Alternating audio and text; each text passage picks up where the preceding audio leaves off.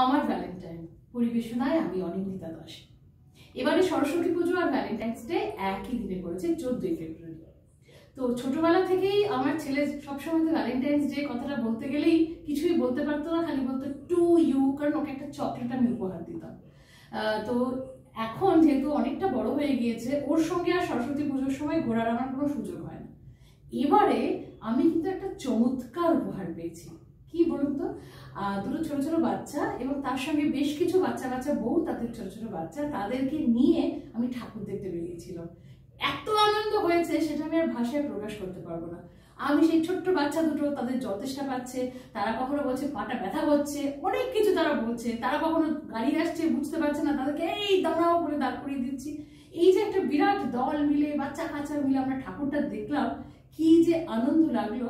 আর আবার আরো একবার মনে হলো ভ্যালেন্টাইন কিন্তু কোনো ছেলে বা মেয়ের সঙ্গে নয়, ভ্যালেন্টাইন ভালোবাসার মানুষদের সঙ্গে উদযাপনের এমন একটা অসম্ভব সুন্দর দিন, যেটা বারবার ফিরে আসুক জীবনে। আমরা সেটাই চাই সরস্বতী পুজোর মতো করে।